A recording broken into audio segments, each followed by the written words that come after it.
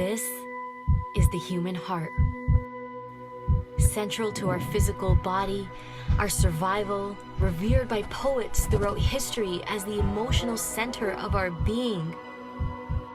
The place we instinctively touch when asked to point to ourselves. And now, what we have known intuitively is being understood scientifically. Researchers are unlocking a new science of the heart that could change everything we know about health and our interconnected nature. Coherence is a state of balance between heart, mind, and emotions, creating a favorable cascade of neural, hormonal, and biochemical events that benefit the entire body. But this phenomenon not only benefits us personally, it affects everything around us, emitting an electromagnetic field that can be measured up to 3 feet outside of the body. When you are in coherence, your heart resonates at the same frequency as the Earth's magnetic field. This frequency positively affects everything around you. When a group of people are in coherence together, this effect is magnified. Could communities synchronized in coherence lower violence, accelerate cooperation, and global harmony? This is the purpose of the Global Coherence Pulse. If we can measure the impact of thousands of people in coherence at the same time, it could lead to a breakthrough in understanding the full potential of the human heart. All you need to participate is your presence and your heart. To take it to the next level, join the research study by downloading the app and getting an HRV monitor to measure your personal coherence. The world needs it more than ever before. Each human heart is unique and magnificent by itself. But imagine what could be possible when we unify.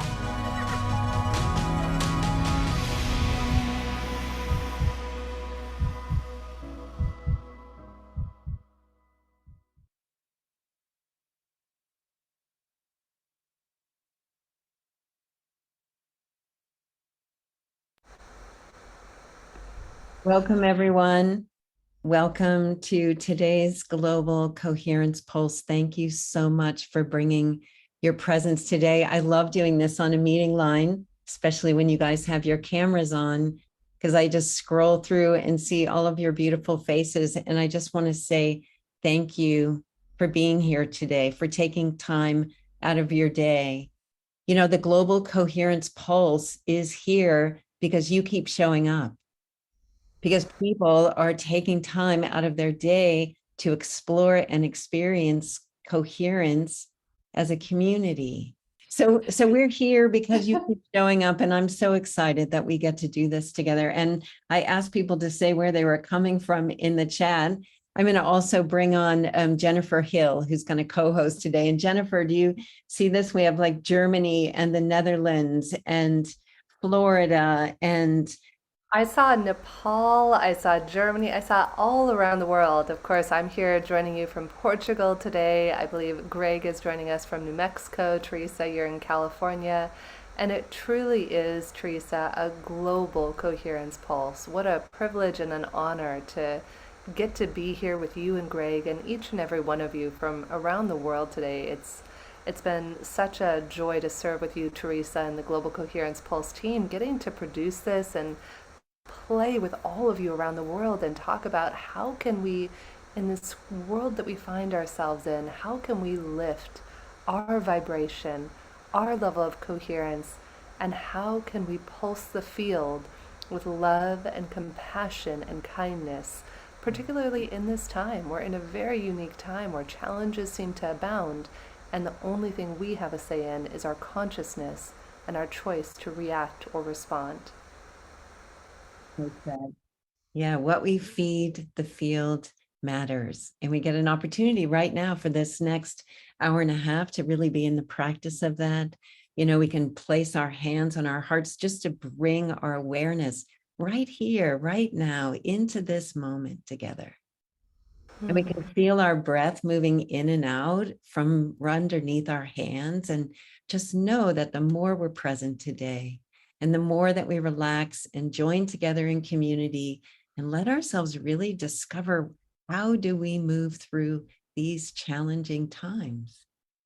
And how do we use what we learn to support us to do that every day?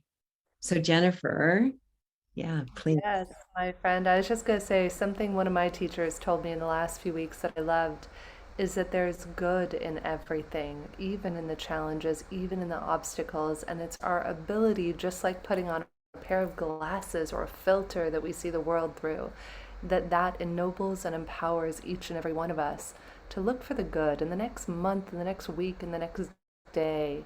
See if you can look for the good in something or someone or even a situation that may not seem the best.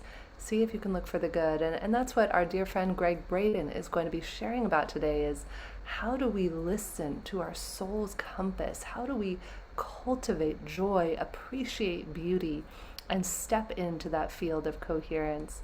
So Teresa, any thoughts before you want me to bring up our special guest today? Let's bring up Gregg. Yeah, thank you, Jennifer. It's lovely to be with you today. Absolutely. Yes, I love you, my friend. Thank you for allowing me to play in this field with you. And so we have a very special guest today, Gregg Braden. I think he needs no introduction, and yet we're still going to tell you a little bit about what this incredible human being has been doing on this planet for the last several decades.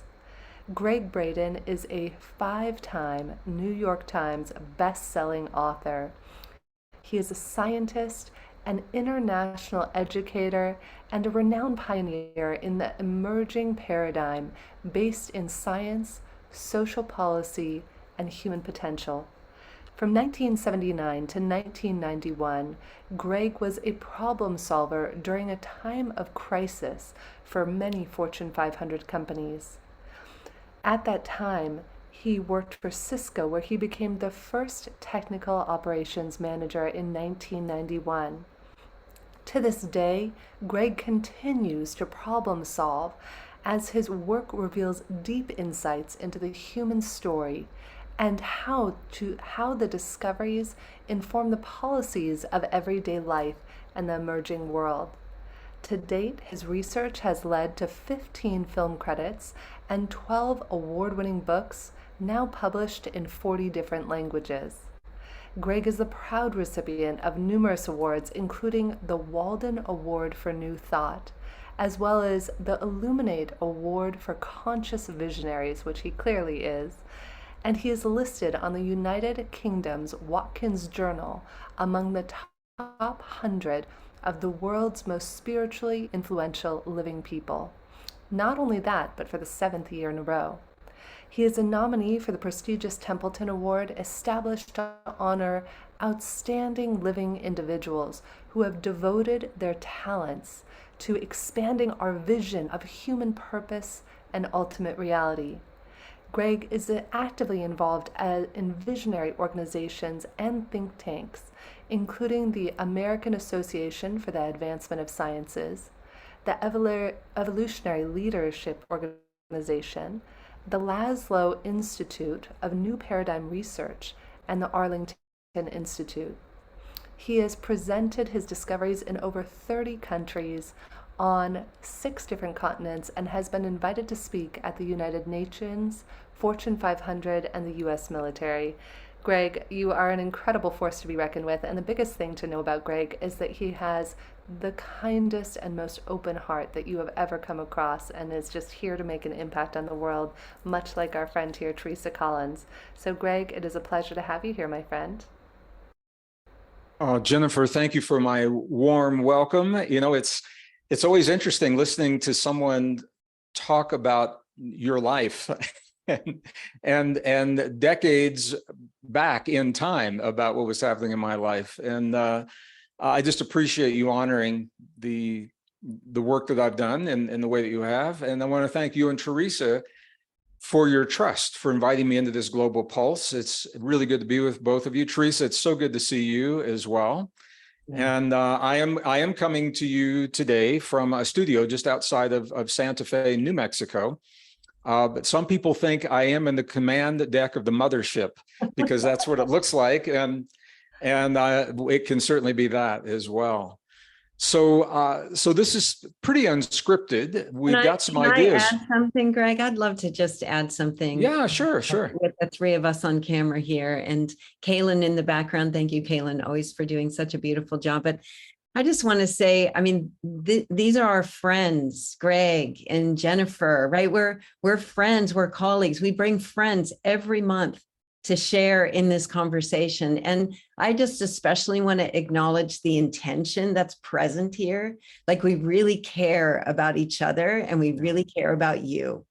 And we're here to really drop in together and really tune in to what it feels like to be right here, right now in this life, and how we can use these moments like this in community to actually help each other to be more stable, to be more coherent, and more able to respond with love in the face of whatever we're facing. So I want to bring you into this place of our love and friendship and our real caring today, because that's what this is all about. Oh, thank you so much, Teresa. And I think that's the key word is love. We are here today. We love one another. Teresa, I've lost track of how many years. You and I met you in Barbara Marx Hubbard's living room. So that's how far back, we go. And Jennifer, I've known you for so many lifetimes, I don't even know where to begin. This is, I know this is being recorded and people will see this after the fact, but for us today, this is a Saturday for most of us. And we're coming together on our Saturday. And I want to speak directly to the people who are tuning in today. It's because we love you. We love you. We love our global family. We love our global community. We love this planet. And I think it's no secret to anyone, we're all going through a tough time. And it means different things to different people, because we are all interpreting and perceiving what the world is showing us through our lens of perception, what our life has taught us about ourselves and the way we see ourselves. So that makes the experiences very unique. But the bottom line is we're all going through it. And it's fascinating to me because this is the 43rd year that I've offered this work now, one form or another. And 43 years ago, we were talking about the indigenous perspectives that told us we were living a lifetime when cycles would converge and it would change the face of the earth. It would change the borders between nations. It would change the way that we look at one another. And perhaps most importantly, it would change the way we think of ourselves. And 43 years ago, people pretty much blew off that message. No one really took it seriously, but we've had a long time to prepare. And I have to tell you just a little story. I was doing a radio interview for a commuter commuter traffic radio program in New York City. And the interviewer came on, and I had interviewed with this man in the 2012, during the 2012 phenomenon. We all remember 2012. It was a crazy time as well. And in 2012, he interviewed me and he says, everybody says all these changes are going to happen. He says, I don't see anything happening. When's it going to start? And that was in 2012. I interviewed with him recently and he said, Greg, when are the changes going to stop? This must be what everybody was talking about. So the point is, we're talking about something that is present in our lives right now. It's not something that's going to happen, 10 years or 20 years or another lifetime. We're in it. We're in it right now. And the only way out of it is to go through it. And as Jennifer said so eloquently, I think we may not be able to determine what happens in the world around us, but we certainly have the power to determine how we respond to what's happening in the world around us. And that's what I'd like to do with everyone today. So Teresa and Jennifer, I just want to say that in the beginning. And if you'd like to chime in with anything, or if you want me to go ahead and launch into what I have to say today, this is a dance, and I'm happy to follow the feminine lead in this dance, wherever this dance leads us. I would love for you just to dance, Gregg. I know we put this invitation out for this theme and for you, and we always have a big response from our community to be with you. And so I really want to invite you to, yeah. Well, thank you for that. And to honor our community, I'm just going to do a check-in right now. What time would you like for me to wind this down so that we can close out the program and honor the time that people are spending on their Saturday? Yeah, let's give ourselves 10 minutes at the end, Gregg. Okay, 10 minutes at the end. Okay, I've got a world clock in front of me. So that 10 minutes is true no matter where you are in the world. I'll go with that. Jennifer, you were going to say something.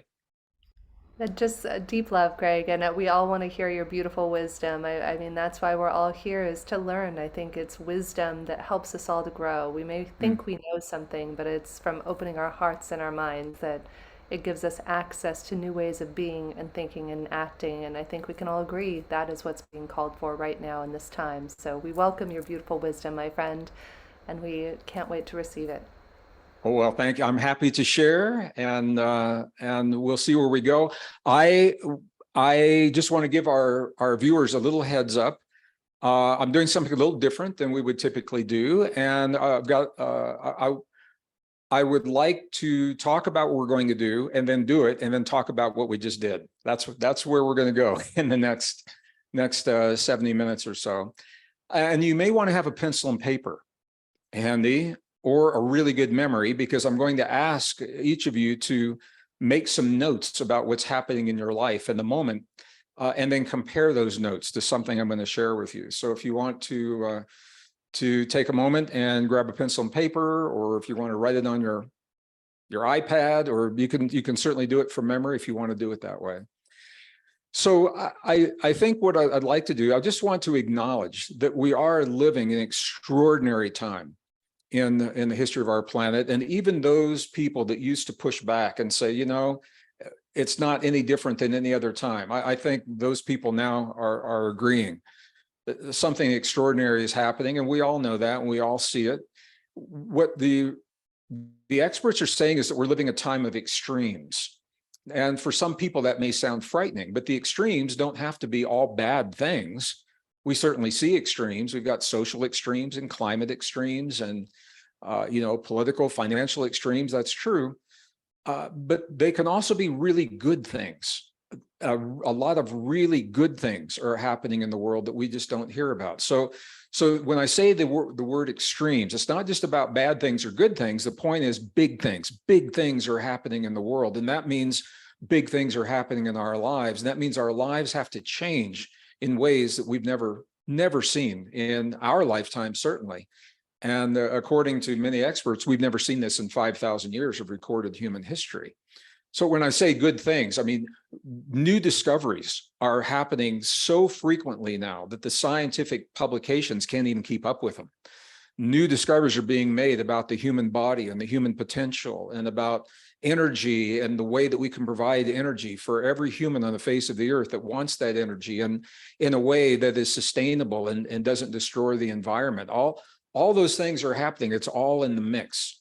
So what I want to say, just to begin with, it's not random what's happening right now. We're living a convergence, a rare convergence of cycles. I'm a scientist. I'm a degreed geologist, and as a geologist, we're conditioned to look at big cycles of time. We're not thinking about 5 or 10 years or 100 years. We're thinking in terms of thousands and hundreds and thousands of years. And when you step back and look at the big picture, we are living a time, a convergence of climate cycles that happen on this periodic basis. We're contributing to it, but if we weren't here, they would still be happening. And in addition to that, we're living a time of economic and financial cycles. And those of you that are economists, you know about Kondratyev's cycles. I'm sure you do. I talk about them in my videos. We're living a time of conflict cycles. And when I spoke at the United Nations, they were surprised to hear the idea of conflict cycles. They said, doesn't human conflict happen spontaneously, just when it happens, and it may. But when we look at the rhythms of human conflict in the past, it's like a big sine wave that goes through history, and the great wars and the beginnings and the ends of the wars are at the tops and the bottoms of those sine waves. and they are directly linked to processes under our feet within the earth and with the sun, magnetic fields. And I'll just share with you the bottom line. I don't want to get really technical, but I'll share with you the science. The science is that when the magnetic fields are strong, we are more cooperative, more willing to work together to solve our problems. When those fields are weak, we become more aggressive. And it's probably no surprise to anyone right now that we are living a time of a weakened magnetic field. The sun has been quiet. And that quiet is when you see a lot of sunspots, those are magnetic fields. We are seeing fewer of those. So we're a quiet time, and our magnetic field is in a weakened state right now because of cyclic geophysical processes. I want to emphasize nothing is broken and nothing is wrong. It's just rare. And it's rare for us to see it. And we've never seen a global civilization go through something like we're going through right now. Now, I also want to say that not only are we living those cycles where we are vulnerable to conflict, but we are also living a time of the greatest opportunity of peace, because all of the peace has happened. The end of World War I, the end of World War II, the Spanish-American War, I mean, great wars in history, they all happen at the top and the bottom of those cycles. And the value of knowing this is when we know where we are in a cycle, then we say, yes, we are vulnerable to chaos. We are vulnerable to aggression. And then that gives us the opportunity, number one, to become really good listeners, to listen to the people that we share our lives with. This isn't just about what's happening between nations. Everything I'm talking about is happening in our living rooms. It's happening over the dinner table with our kids and with our life partners and our parents. It's the opportunity to become really good listeners, to go beyond the words, to feel into the intent of what people are saying to us, because they may be stumbling on the words, or we may be hung up on what we think a word means, but go to the intent of what they're saying and extend that olive branch of a benefit of a doubt. And we see this happening. I do see it happening between nations right now. I'm encouraged by what I see. So the bottom line of everything I'm saying, it's no ordinary time. It's not our imagination. The science tells us that we're living this unique time. You're not going to see it on CNN or Fox News or PBS or NPR or MSNBC or any of these, because they don't acknowledge this. Doesn't mean it's not happening in our lives. So what I wanted to do today was to offer some powerful tools to help us come through this time of extremes. We're all going to go through it. We can come through it with a soft landing if we understand who we are and our relationship to our bodies and the world. And so I'd like to help with that today. So I'm just going to begin by, I guess I already began, so that was my beginning. But I'm going to go back in time a little bit. I mentioned that this is the 43rd year that I've done this work in one form or another. And it began with I was so blessed and really lucky in the 1970s and 1980s to be able to travel to places and with a freedom that we don't have today. So I was blessed to go to some of the most magnificent, beautiful, isolated, remote, pristine mountains and temples and villages, and be with the people who have preserved the wisdom of the past that still live in these places. Like I said, a lot of them you can't get to today. And so I thought I was going for the history. I thought I was going for the archaeology and to understand the history of the past. And that was certainly part of it. But unexpectedly, what happened was I developed really close relationships with the people who still live in the indigenous people who still live in these places that preserve the wisdom of their ancestors. You know, you can't just go in and kick the stones on an ancient temple and say, cool, and then leave, without engaging with the people who have lived there and understand those stones and preserve that wisdom. So from the highlands of central China and Tibet and to Egypt and India and Nepal and Bolivia and the Andes of southern Peru and all through the American desert Southwest and into Africa and the Aboriginal traditions in Australia and more, obviously they're very different traditions and very diverse. But here's what I found. As different and diverse as they were, there was a common theme, And that theme was that whenever these people had faced difficulties in their lives, they always turned to words to comfort them in times of need. They had very specific, very precise words. And those words were preserved in prayers. They were preserved in mantras. They were preserved in hymns that are sung in the Gnostic traditions. These very, very specific words. And so I took some time a few years ago, right before COVID, and I collated my experience. I'd taken a lot of notes, and I put these, I selected from certain traditions, words that have helped people in the past, and I categorized them according to the extremes of our lives. Many of us are experiencing loss of loved ones, loss of friends, loss of freedom, loss of a way of life. So I categorize some of these under loss. Others, a lot of people are in fear, and I categorize these under fear. Other people need inner strength, and I categorize them under inner strength. And they all came together in a book that it's called Wisdom, the Wisdom Codes. This is a paperback version of it, released by Hay House. I think it was in 2020, I believe, is when it was released. And so I'm going to talk a little bit about some of the traditions that, and the words in those traditions that have helped people move through difficult times. However, before I do that, I want to talk a little bit about resilience as well, because that's really what we're all talking about, is resilience. Now, I know that resilience means different things to different people. When I was growing up in the Midwest, I was born in rural northern Missouri. And when I was growing up back in the 1950s and the 60s, resilience for a male meant suck it up and get over it when you're having a bad day. Just suck it up and get over it. Keep on keeping on.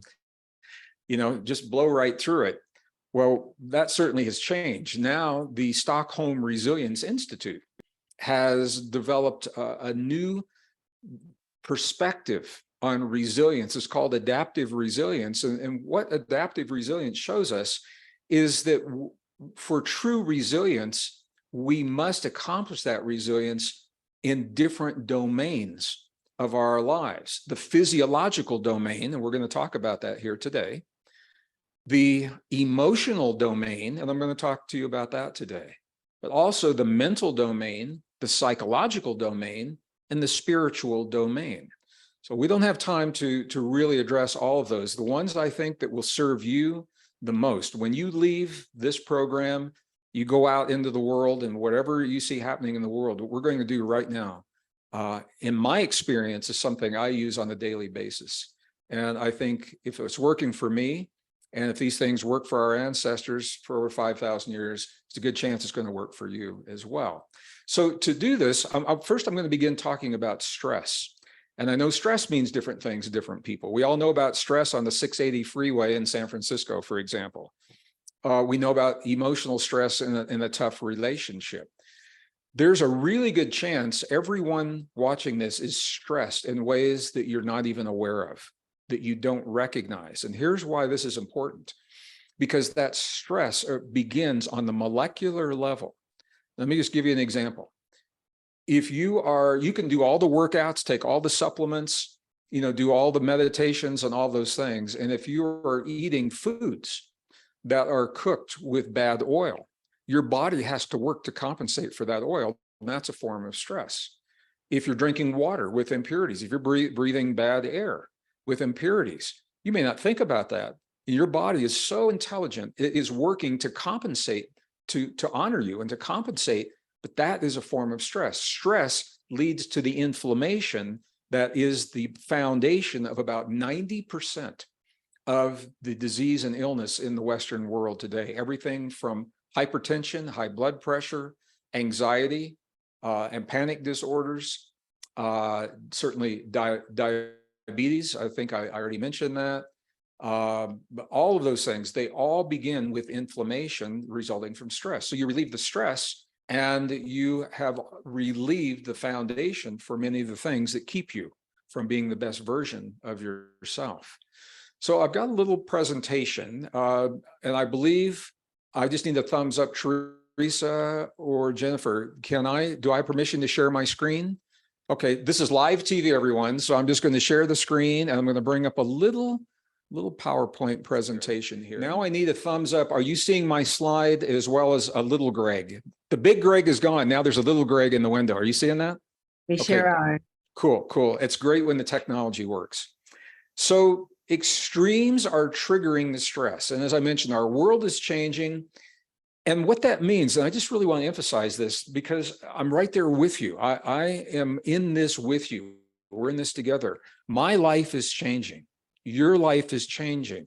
It has to, because the world that we live in is no longer the same world. The way that we used to deal with life and what we thought was our mastery over the world around us, it may not fit in the new world that's emerging. That's okay, because we're wired for these times. We're made, our bodies are made to adapt to this, and we have to allow that process to happen. And if you don't know that, if you fight it, if you resist it, if you try to cling to the old ideas and the old pictures in your mind of, and psychologically, what should be, where is the room for the beautiful new things that now are emerging that can be? I want you to think about that. If you are filled with images and thoughts and ideas of what should be happening, where in your vessel is the room for the beautiful new things that are emerging? Are they different? Absolutely. That's why you're in this lifetime. If you're living now, I have absolutely no doubt you came. I want you to think about this. There has to be a single generation that bridges the world that we've known in the past and this radical new world that's emerging, and it is radical in many ways. There has to be, it's not like everybody dies on one day and then they're born the next day into a new world. It doesn't work that way. So there has to be a generation that has the ability, the resilience to live in both worlds. And that's where you are right now. And I know that you know a lot of friends, and I have friends that are having a hard time with this because nobody told them this. One of the things that's tough is that it's very difficult to plan with certainty. We no longer can say with absolute certainty what our lives will look like, what our nations will look like, what our bank accounts will look like, what our retirement will look like, what our savings and our children's education. We can't say those things with absolute certainty like we could only a few years ago. That is a source of stress. When you feel that kind of distress, how do you know you're feeling it? Well, you may feel a sense of frustration. Maybe you're feeling frustrated about things in your life. Some people are feeling overwhelmed, and I have felt overwhelmed at times, even early in 2023. I lost my mom to COVID, and I lost friends to COVID, and I had professional demands from nations that wanted me to come to honor contracts that we couldn't because of COVID. And that was all a source of overwhelm. Some people are feeling fear. Some people are feeling hopelessness. I'm going to tell you, I've never felt hopelessness because of what I know to be true about you and about me and about this world. Some people feel helpless. I've never felt that either. And this is what I want to instill within you, is that big changes, yes, not hopeless, not helpless. We have something that our ancestors never had in times like this. We have the knowledge and we have the technology, not just to survive, but to thrive in our time of extremes. It gives us the evolutionary edge that our ancestors never had. The question is, do we have the wisdom to embrace what we've been given? And you and I are answering that in our lives right now. Some people feel inadequate and they feel this insecurity. Now, you may not know you're feeling all of these things. You may not know that. You may not be honest enough with yourself to identify it because we tend to gloss over it. It's our conditioning in society. Just keep on keeping on. But it will show up. These issues will show up in our relationships, and especially our most intimate relationships. People that know us the best will trigger things within us. It'll show up in our bodies. That's an intimate relationship that you have with your body. It'll show up as inflammation. And if that is not acknowledged and addressed, that inflammation may progress into what we call disease. It can show up in cognitive abilities, impaired thinking, forgetting things, the inability to solve simple problems. I was with a group of kids recently, and we were doing some very simple math, and all of them said, hold on, we can't do this until we get our phones, because we have to use the calculator on the phone. Simple problem solving. They were having problems with impaired memory, cognition, a sense of insecurity. The big one I'm seeing almost universally is sleep issues. Every nation I go to from the stage, when I ask everybody, and I'm saying this because if this is you, I want you to know you're not alone. There are geophysical processes happening on the earth in the magnetic fields that influence the human heart and sleep patterns. And we are all sensing it, some to a greater degree than others. For some people, it's not a problem. For other people, it's a big problem. But this is how stress can show up. It can show up in these ways. So here's what I asked you for a minute ago, to maybe get a pencil and paper. I'm going to invite you, just take a moment and jot down or write it on your phone or commit it to memory. In the last 6 months, I want you to be honest with yourself. And you don't have to tell me, and you're not going to show anybody else, just to be honest with yourself. What areas of your life have you felt stress in the last 6 months? I'm just going to take just like a minute. Let's take a minute and do this together. And I'm going to put a little assessment music on in the background for you to do this. Just think about it. The last 6 months, where have you felt stress in your life? And I'm going to do it here as well.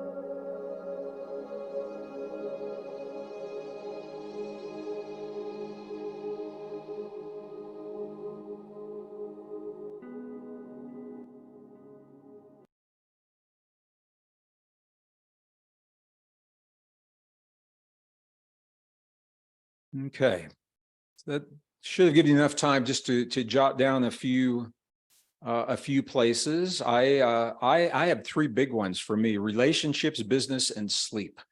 So I don't know how many of you relate to those, but I'm sharing it with you because we're in this together. The question is, we have it. It's not right, wrong, good, or bad. We don't want any judgments around this.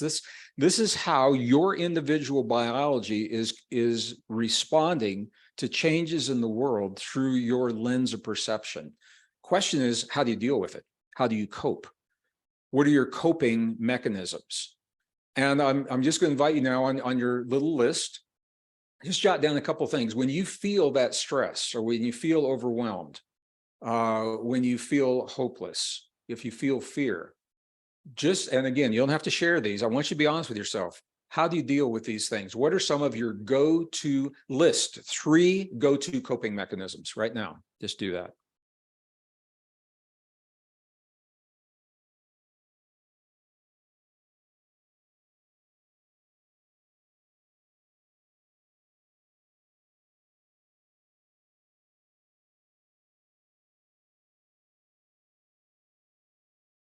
Okay. Now, what I want you to do is take a look at these. I'm going to give you a list. Are your coping mechanisms healthy? Well, that's a judgment. How do you know if they're healthy until you compare them to something else? How do you know if what you're doing is actually good for you? So I want you to take a look at this list. This is a list of 10 indications of unhealthy coping skills. This comes from the Mayo Clinic. And again, I'm not asking you to judge yourself as right, wrong, good, or bad, but to recognize if there are things you're doing that may not be good for you. And here's why I'm saying this. It's always good to be the best version of yourself. Now more than ever, you need to be healthier than you've ever been. Because when you're healthy, your body knows exactly what to do with the stress of a changing world. We're probably going to go to a central bank digital currency within this next year. It's going to change the way we think about money. It's going to change the way you bank. It's going to change the way you save. It's going to change the way you spend. That's a source of stress. how are you going to deal with it? I'm just using that as a simple example. I'm not saying it's a bad thing. I'm saying it's different, and our bodies are going to respond to it differently. So 10 indications of unhealthy coping skills. Number one, if you are having any sleep issues, what I'm hearing from a lot of people is one of two things. Either they can't turn their mind off long enough to go to sleep, or they go to sleep quickly, but then they wake up usually about 3 hours later. And a lot of people are waking up around 3 or 3:30 in the morning. I'm hearing this from everybody, 3 or 3:30 in the morning. Body pains, little body pains like headaches, if you find yourself with a tight fist, or if you bite your lip a lot, or if you've got tightness in your neck or your shoulders. This is a physiological response to stress. Sometimes it's subconscious, but other people see us doing it. I'll tell you what, if you're on Zoom in the public eye and you see yourself on the Zoom camera, you can often see yourself doing exactly these things. And if you're not aware of it, then you will be. Eating when you're not hungry. I'm guilty of this.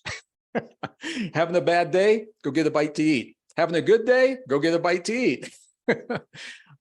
Eating when you're not hungry, or eating beyond being satiated when you are hungry, or overeating when you are hungry. This is a sign, this is a coping skill, because we feel like we're doing something, although we're not addressing what we're maybe anxious about or nervous about. We feel like we're doing something, okay?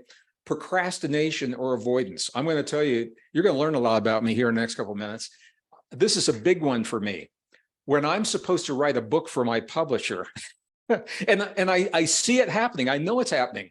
So I'll go into the office and I'll sit down, and all of a sudden I'll look at the books on the shelf and I'll say, man, those books need to be rearranged.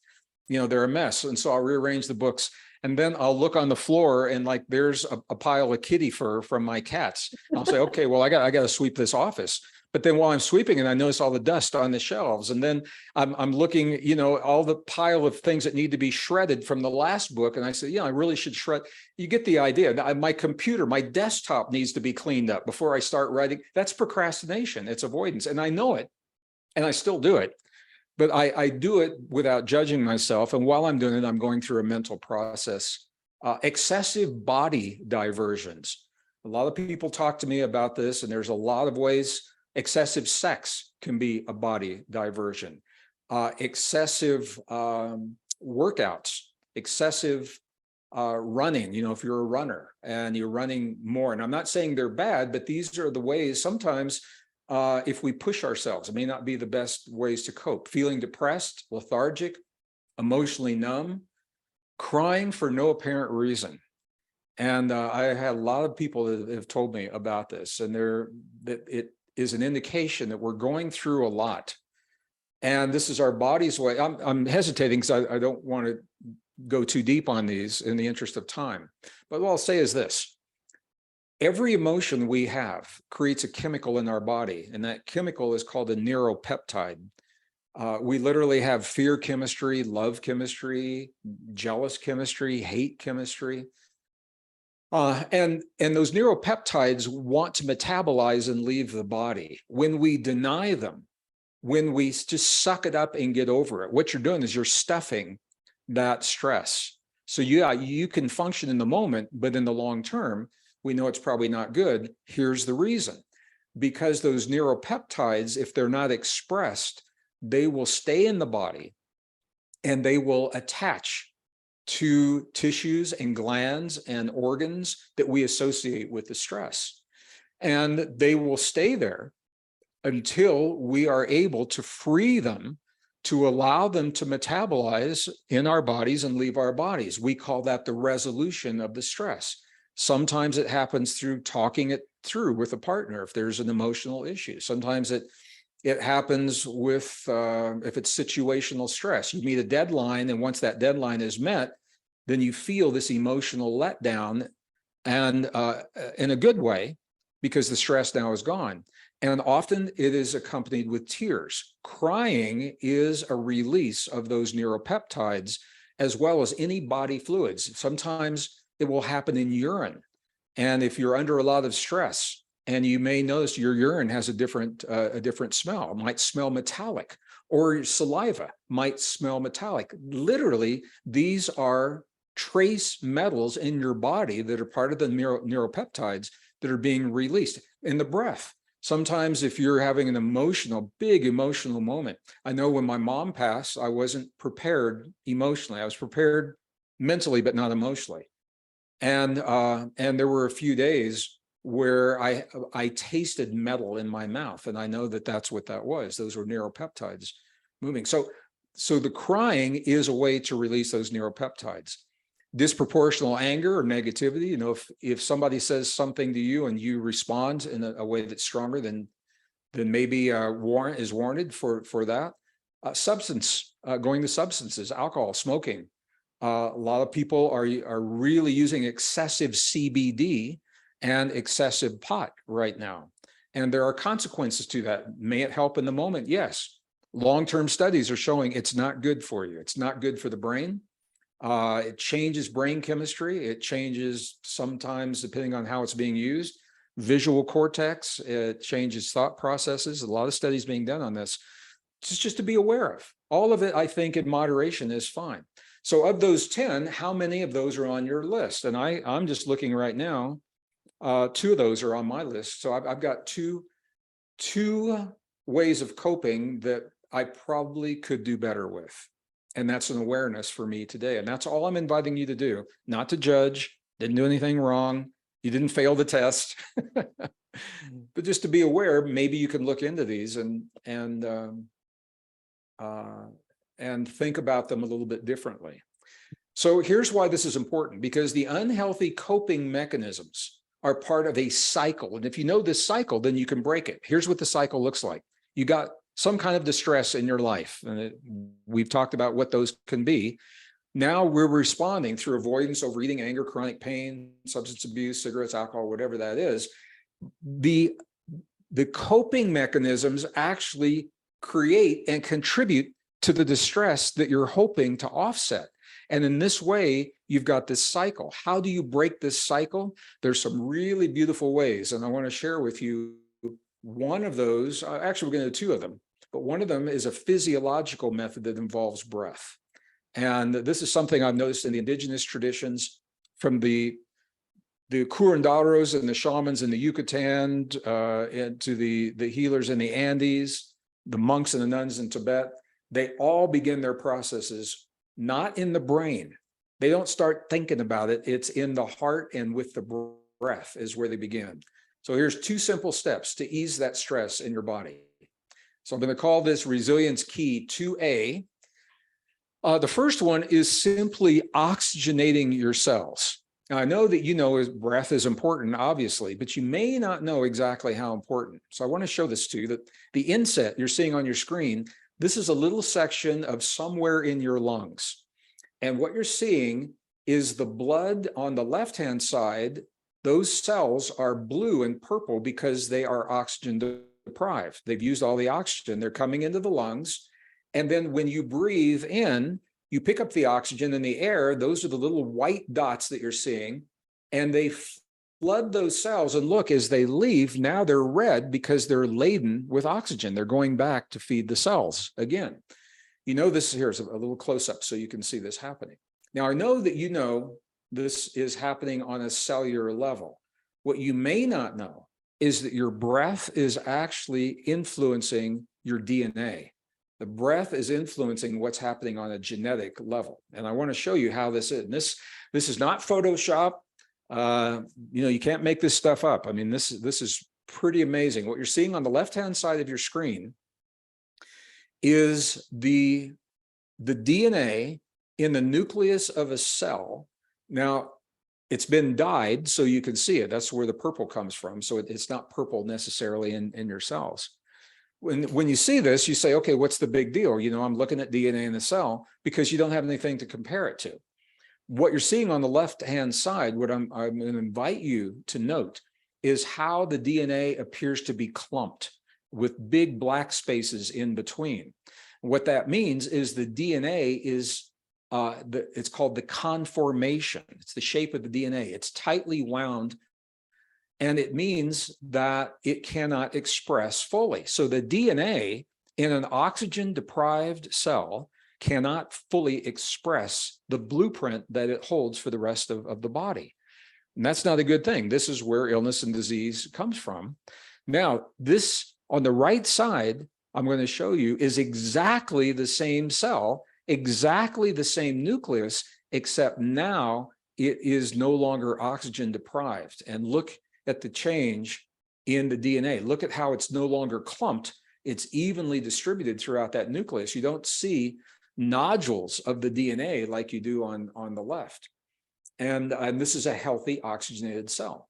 So when you breathe in very specific ways, and we're gonna do one right now, not only are you oxygenating the blood cells that carry oxygen throughout the body, but it goes all the way down. It actually goes below the genetic level, but I wanted you to see the power of this on the genetic level.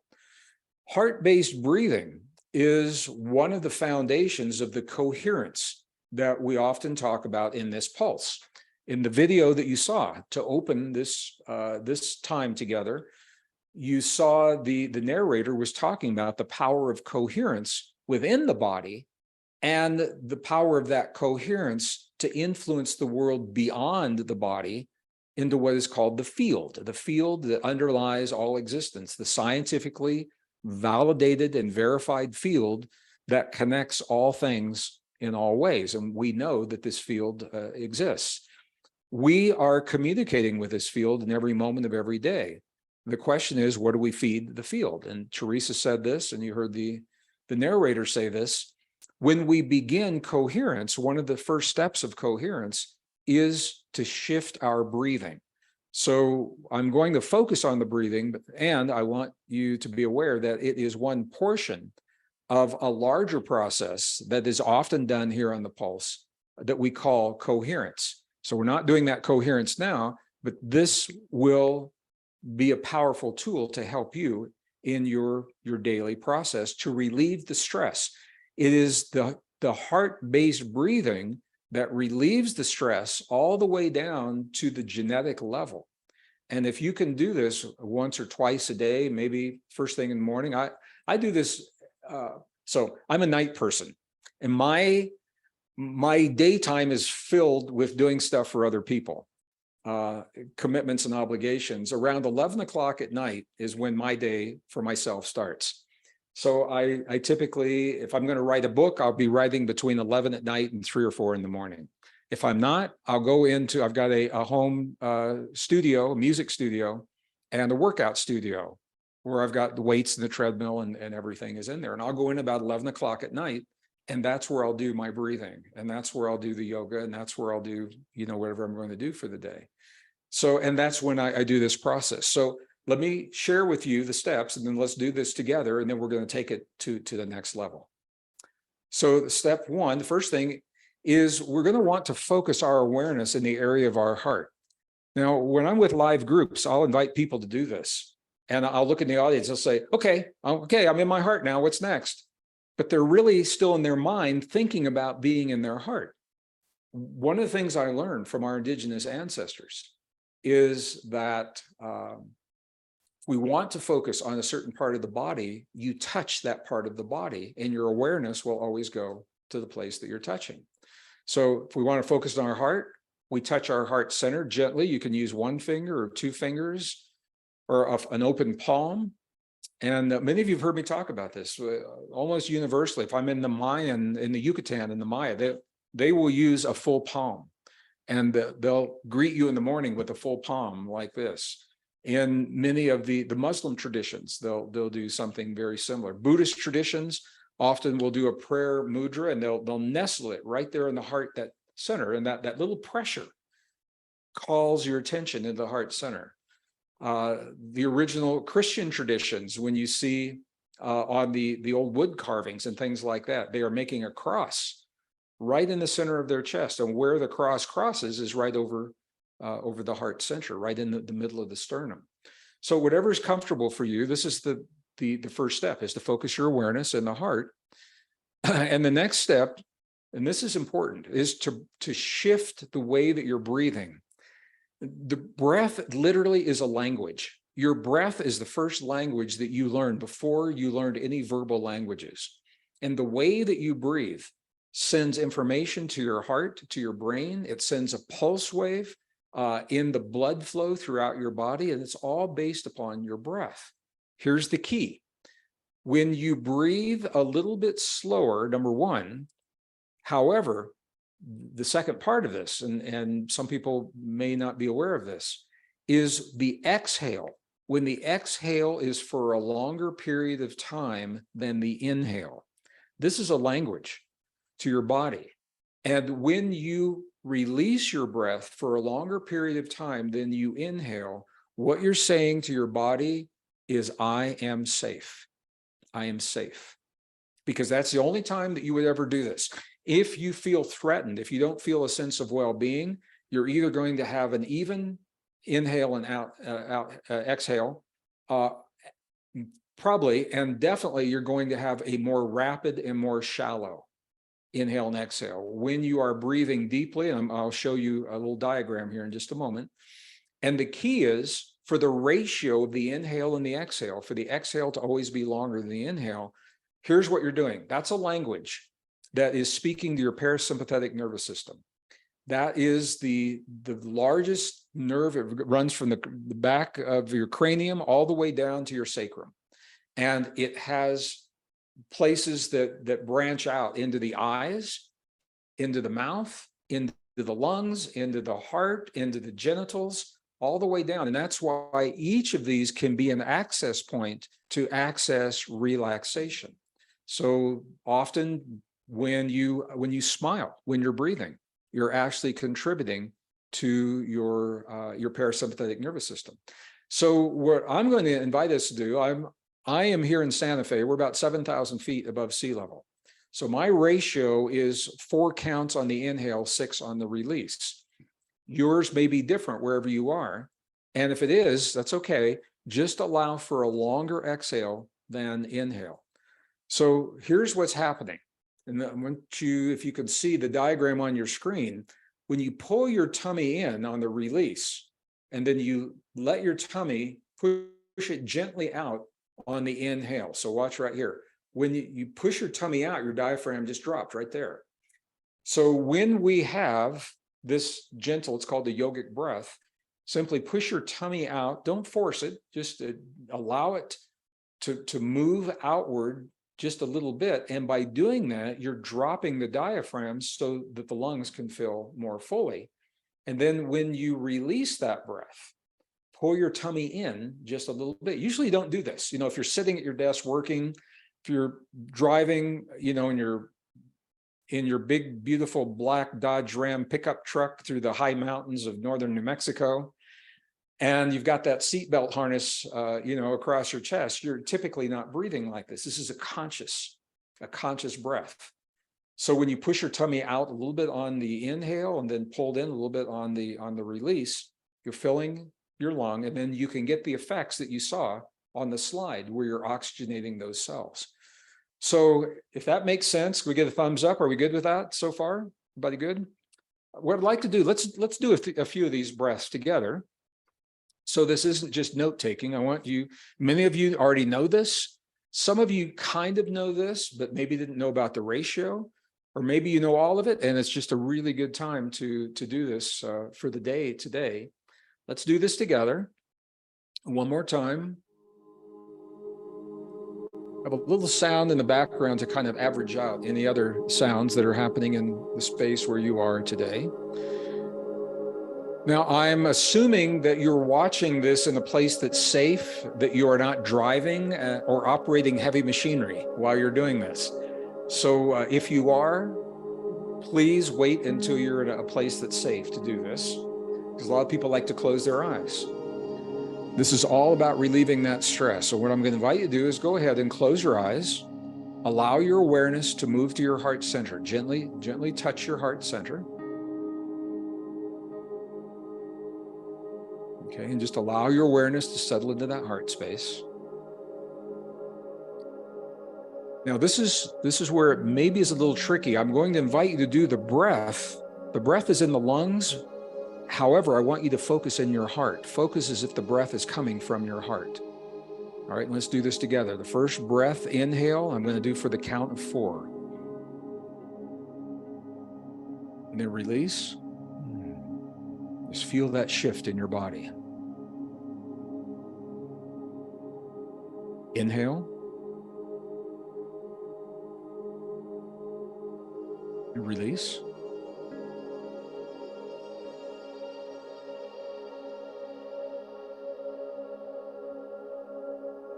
Inhale again.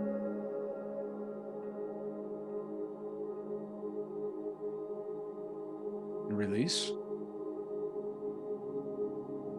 Just feel the shift in your body.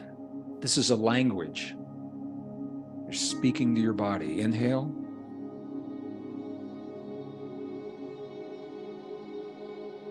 And release. You're saying, I am safe.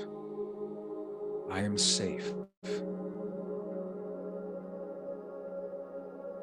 One more time. Inhale.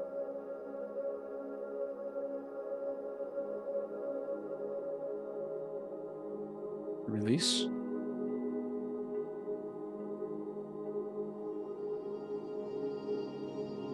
Okay, and you could gently begin to open your eyes and become present in the room, place where you find yourself right now.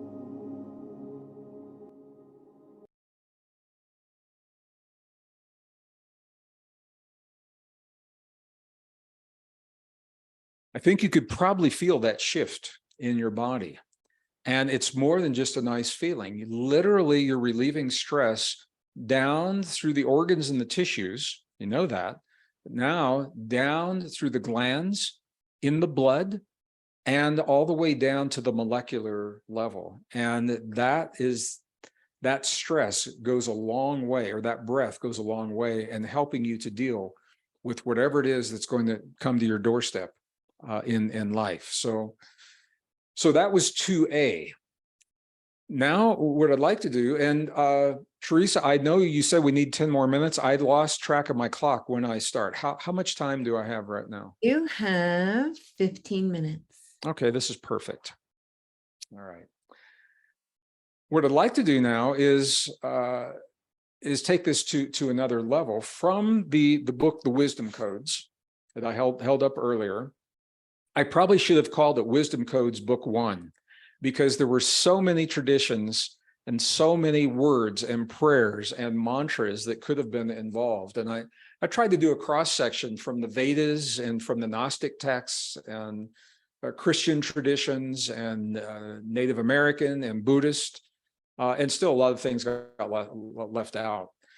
So for this one, I want to talk to you about the power of beauty in our lives.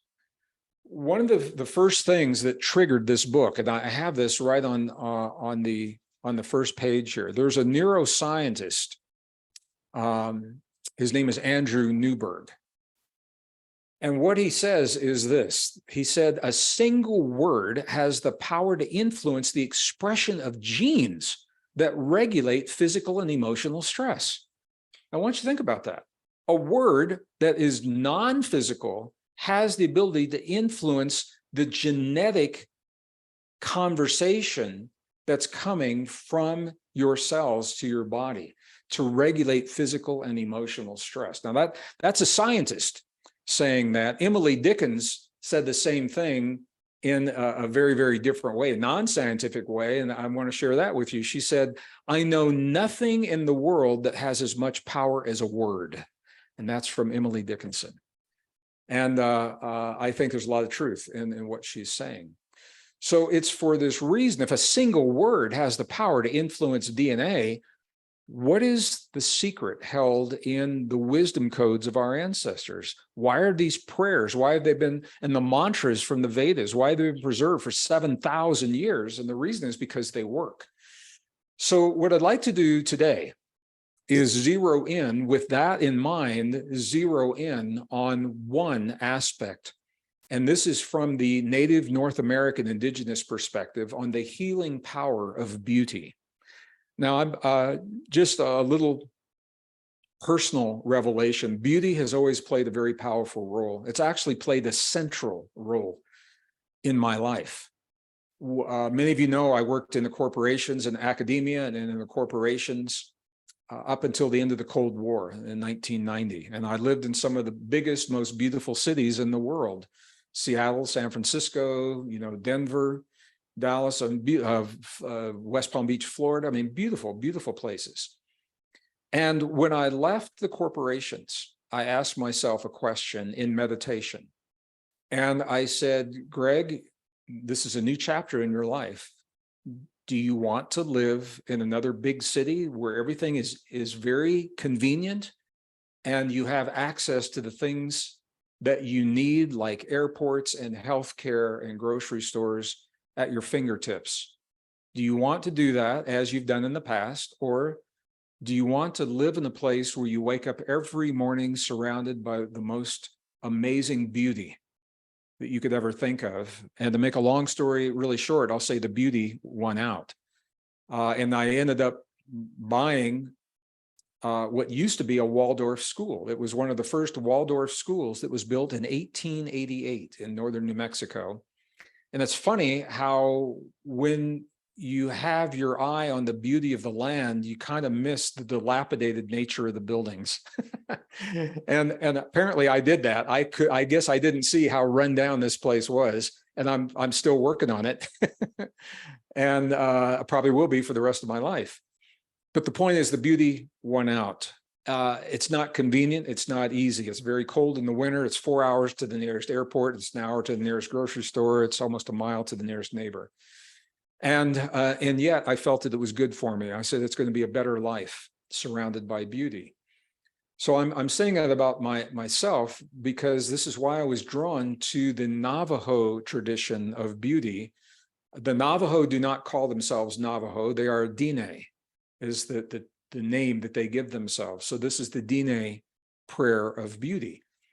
Now, this is really interesting because as a scientist, what the Navajos say is actually being borne out in some of the new discoveries. What the Navajos say is that beauty is more than an aesthetic of something that we appreciate. It's more than appreciating the art on the wall or being in a green forest. That beauty is literally a force of nature. Now, physicists acknowledge 4 forces. They acknowledge the electromagnetic force, the force of gravity, and the strong and the weak nuclear force. Navajos say, well, you're missing one. It's the 5th force, is beauty, because we are changed in the presence of beauty. And there's a lot of truth to that, because when we behold beauty in our lives, it changes the way we feel. That shift in feeling is a chemical shift happening in the body. We can actually create healing chemistry in the body by allowing ourselves to perceive beauty in the world around us. Well, the Navajo have known this for a very long time. And so what I want to leave you with today, and this ties in to what we were hearing, what Jennifer and what Teresa were saying as we open this program, especially Jennifer in the introduction, is that beauty as a force of nature already exists everywhere in all things. Beauty already exists. We don't have to create it necessarily. Our job is to find it. Our job is to seek out beauty in all things. One of the places, the most powerful places where I remember understanding this, when I was in India, and we were at a Sisters of Charity hospice that was founded by Mother Teresa. And the nuns were telling us the stories of Mother Teresa. She would wake up at dawn and go into the streets of Calcutta, in the back streets that were absolutely filthy with the stench and the dung in the gutters. And this is where people would leave those who were sick. They would leave them in the streets. They were called untouchables. They would leave them in the streets to die. And Mother Teresa would get up in the morning and with her Sisters of Charity, and they would seek these people out. and they would take them. They didn't know what they had, and they weren't worried about getting sick with whatever it was. They would take them to the hospice. They would bathe them. They would put them in white gowns, and whatever moments or maybe hours of their lives they had left, they lived in dignity and cleanliness in this world as they passed into the next. And in the filth and the stench and the dung in those streets, Mother Teresa would see a daisy growing from the cow dung. And in that daisy, she would find beauty in those streets, in the presence of everything else that was there that was so horrendous to everyone else. Beauty exists in all things. Our job is to recognize it, to seek it out. And I know sometimes that's easier said than done. And it's a discipline. I discipline myself. I'm a student. I'm still learning. And I have learned to find beauty pretty much in everything. It doesn't condone what's happening. It's not an excuse that I want it to happen again. It is an acknowledgement of the reality that we live in, and that in all things, good and beauty exist in all things.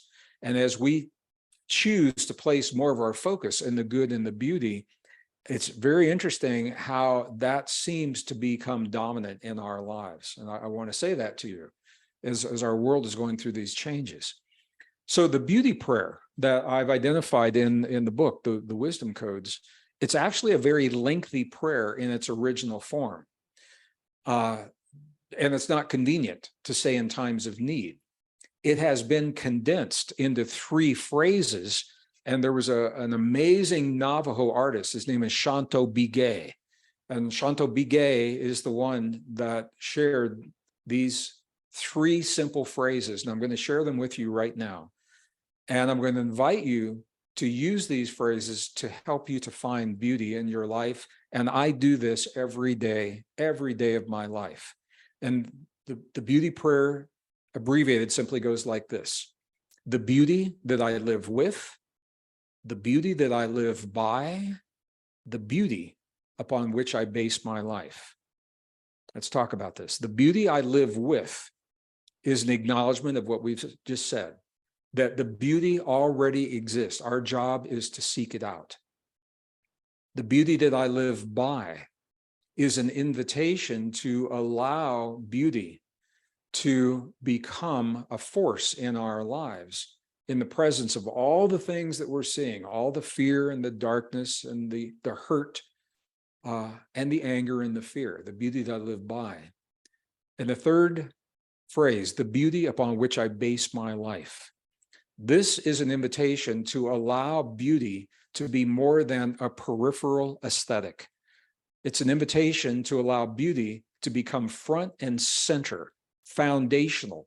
Allow beauty to be the foundation of everything that you experience in your life.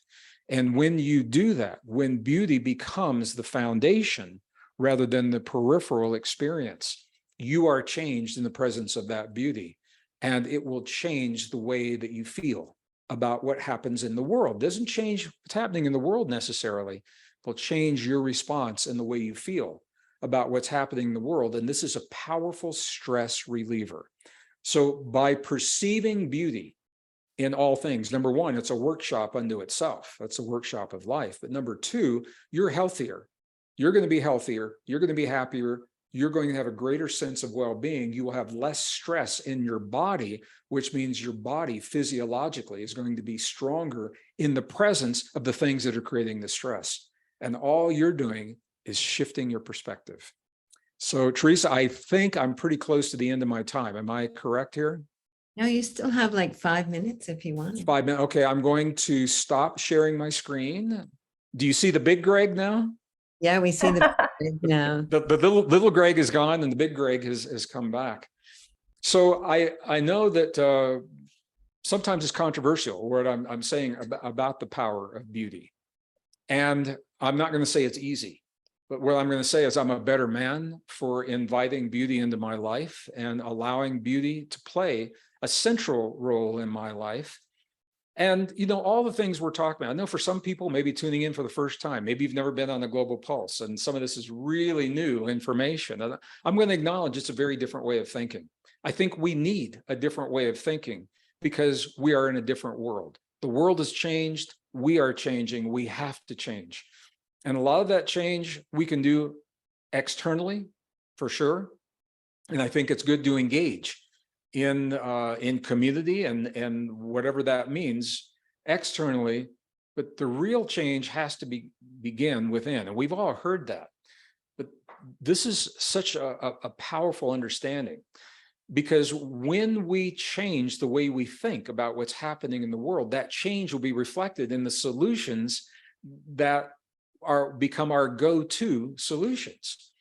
So, for example, I mean, right now, there are powers that be that are trying to impose changes on our society, yet our society is still locked into the thinking of a previous world.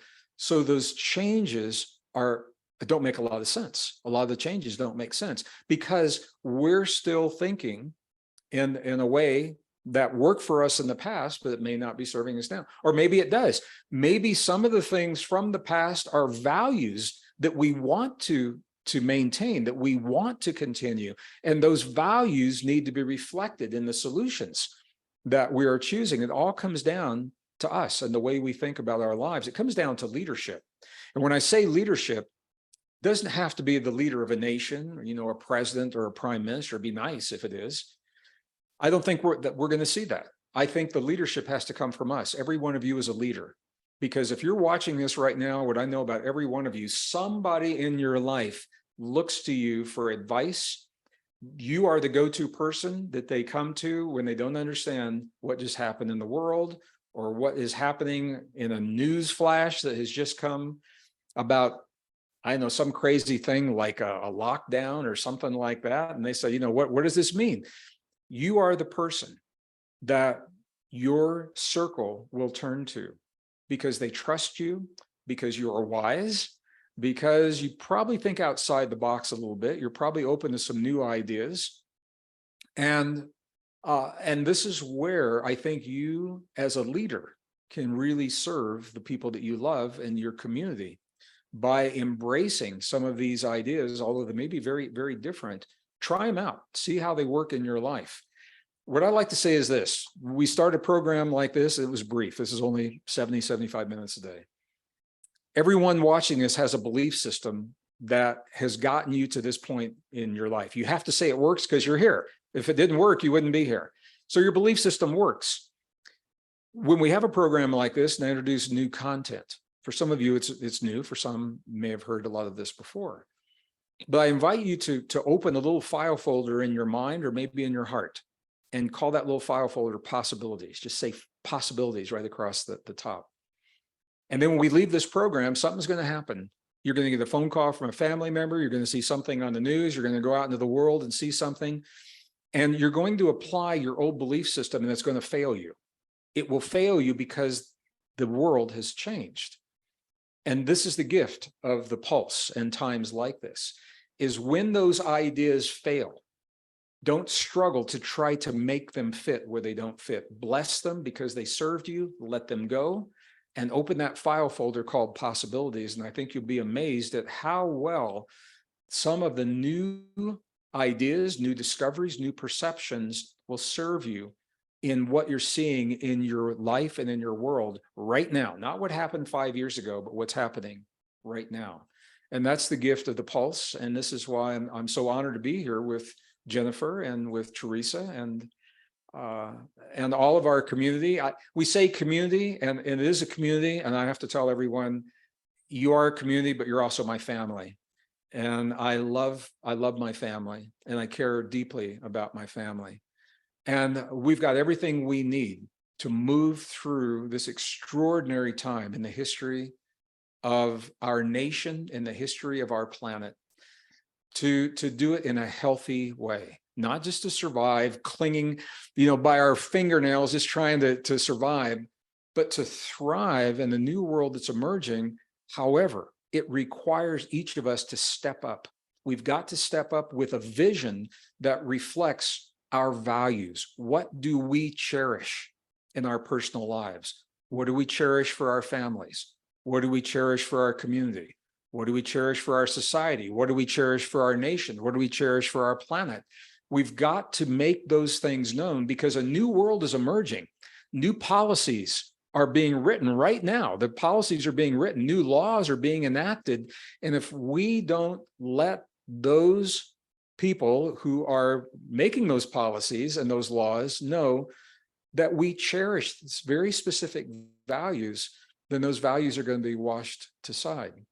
And it takes a lot of strength and courage to be able to do that. This is where your leadership comes in.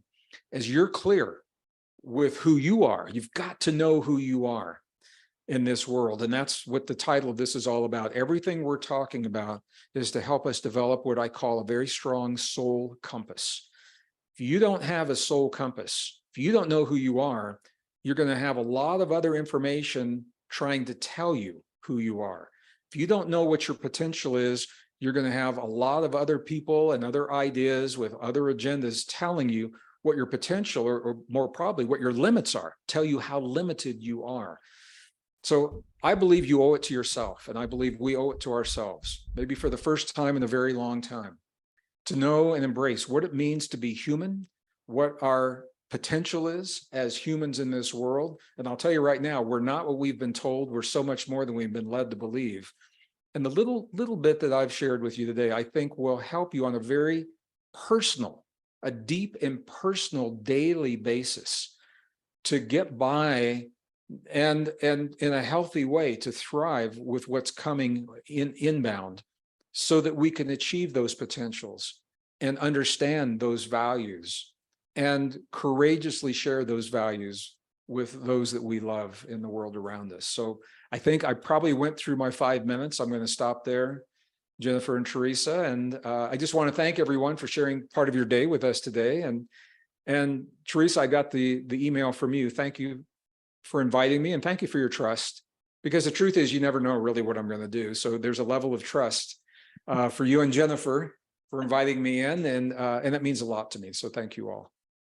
We loved having you today, Gregg, and I really appreciate, as we said in the beginning, this is because we really care for each other, and we got really practical today. Like, we got some real tools that we can use in those moments as things begin to change, where we can stay in our hearts, we can stay connected to our natural state of coherence, which has beauty and joy as a focus. It really just rises up naturally. And I just so love and appreciate you, and how clear you are, and how you bridge so many worlds, you know, the science and the heart all together. And that's what we need, all of us. And Jennifer, it's always so beautiful to have the quality of your presence in the field. There is a beauty to the way that you show up, both in your appearance, but also in your transmission. And it's exactly what you were talking about, Gregg. She really embodies that. Well, thank you. Well, I think we're all feeding the field a little less stress, and certainly some beauty in the world today. Teresa, I have to ask, I can't tell from my end, how many people do we have with us today? Do you have a sense for that on your We end? had 180 people. At one point, we had about 900 register for this call. So we'll be sending it out to everyone. And I'm going to give a few more minutes for Jennifer to share, and for you, any closing words. And I'm going to let you all know that we had some announcements, and I'm going to put them in the email with the links along with the recording, because it's so much easier than having to grab it out of the chat when we're in these final moments. So Jennifer, if you have a few words, Gregg, and then we'll take this beauty and energy and we'll pulse the planet with it as we close on Jennifer. time. Gregg, I want to acknowledge you and your beautiful heart. I think in this time of the divine feminine re-emerging that you were talking about, that indigenous people may have predicted thousands of years ago, as a man who is walking in his masculine and yet so wide open in this divine feminine that you brought through your wisdom and your strength and your courage to share the messages that you shared, just like today on the show, and yet also allowing the spaciousness. Without space, a new baby can't be born, a new idea can't be birthed into the world. And what I'm really present to, Gregg, as you shared in the last moments about cherishing values, cherishing one another, it brought back a memory for me of a dear friend a few years ago when I was going through a dark night of the soul in a divorce. And she said, Jen, you deserve to find somebody who will cherish you. Though first, you must cherish yourself. And that would be my closing message to each and every one of us. Whatever our lives look like, whatever challenges, obstacles, heartaches, or bliss or joy in every moment, how can we learn to turn within and to cherish ourselves? And it is in that cherishment of ourselves that we become these unstoppable, unflinching human beings who can stand brave and courageous, just like you, Gregg, in the face of no matter what happens, even if we don't know what will be in our bank accounts or where we might be in a day, a week, a year, or a decade. It is that ability to nurture, love, honor, and cherish ourselves that then allows us to do the same for others, just as you've so graciously shown us, Teresa. And happy early birthday, my friend. It's her birthday next week. So I always love that we get to do the birthday show with Teresa.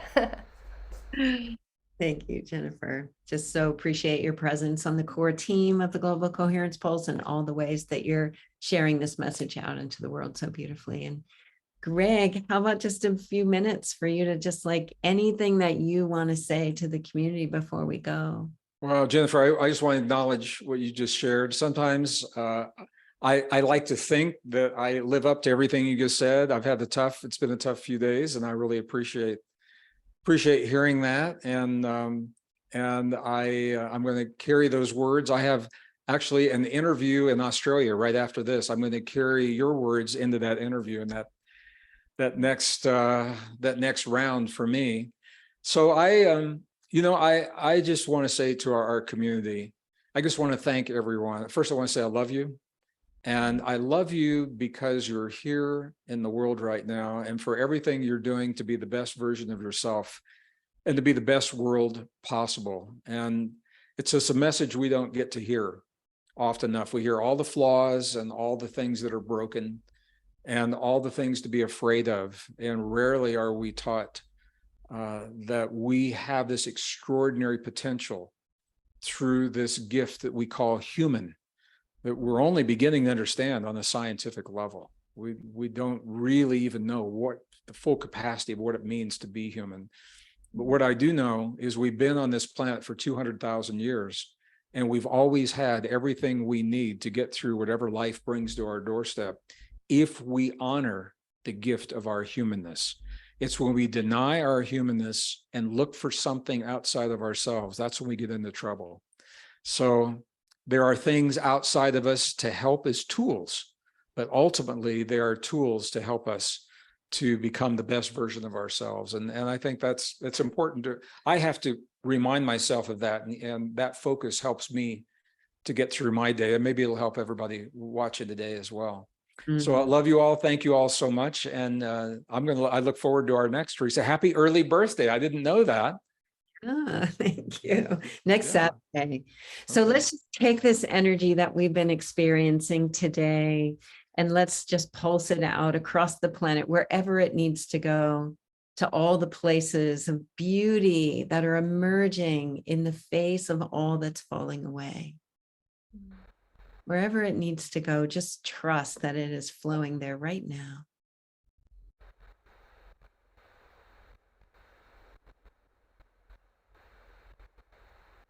And let's send some love and grace and joy to our friend Gregg Braden for being here with us today, sharing with this family. Thank you, Gregg, so much. We send you off to all the things that you're up to with all of our love and appreciation. Mm-hmm. So much. And Jennifer, to you, just keep shining your light so brightly. And then we round all this up and we bring it into the center of our own hearts so that we're nourished fully with all that we've experienced today and take it out into the world and shine it on everyone you meet. Thank you, everyone. Have a beautiful day. Love you all. Have a beautiful, beautiful rest of the day. I love you all. Thank you. Bye-bye. Bye, everyone. Love everyone.